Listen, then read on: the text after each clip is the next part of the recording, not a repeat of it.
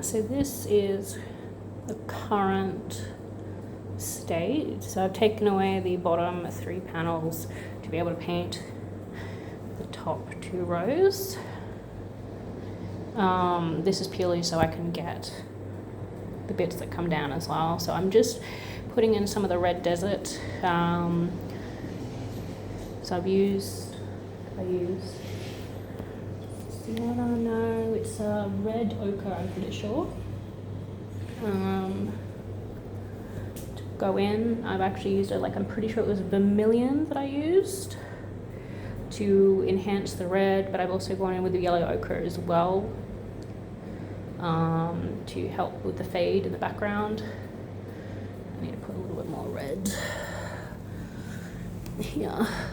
It's a little too poppy from where I'm standing. Fade that in a bit more, medium. So I'm gonna let this lot dry. As you saw probably just then, I picked up too much color, which showed the underneath. I will be going in.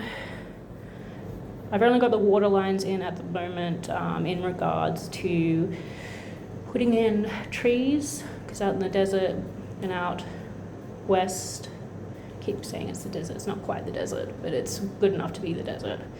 Out west, most of the river's aligned with trees to help hold the banks, as well as to provide enough shade to not quite stop condensation from taking the water away, but to it helps. The shade helps. But also, yeah, mostly line the river banks to ensure it doesn't crumble away. So I've got to do that, and then I will go in with the flood at the background, and then but while that's curing and drying, I will be doing the second panel. So the water coming in is one of the last ones that I'm actually doing. I've got all the background color blocking down, so I know basically where it's going. I've got a few waterfalls to help with since in the hinterlands the water definitely runs straight down the mountain once it gets heavy enough.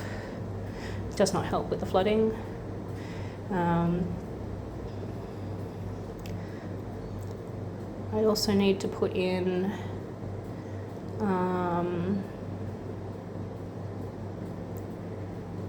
some houses that have been flooded and probably some cattle. I got some good images from that. Yeah, so I'm basically trying to build my way up so that when I paint the buildings and stuff like that, I'm going to be covering some of the stuff that I paint, but this just means that I don't have to go in behind and try and make it work. So like if, for example, for here, you can see I've got a couple of boxes there. Those are going to be like templates for the buildings. So if when I'm painting in and I'm bringing in the blues and I'm bringing in all that sort of color and for example, the mountain range here, the hinterlands, what I'm going to be doing is obviously going to be ending up covering most of that with the buildings, but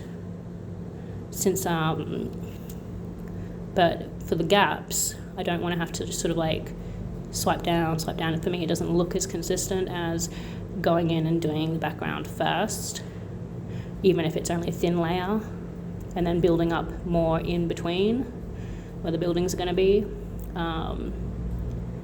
It just makes more sense to me to do it that way, because then that way when I go like this and like this and like this and start blocking in the buildings, yes, I'm covering stuff that I've done, but it means that if I have like a tiniest gap in the possible between the two buildings, it's already got the color there.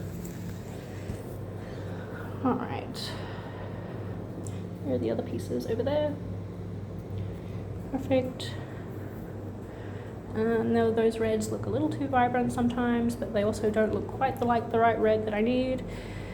I'm gonna let that dry, fill in some more stuff before coming back to it. Otherwise I will rework it enough that I will be taking off the pigment and the paint. Bye.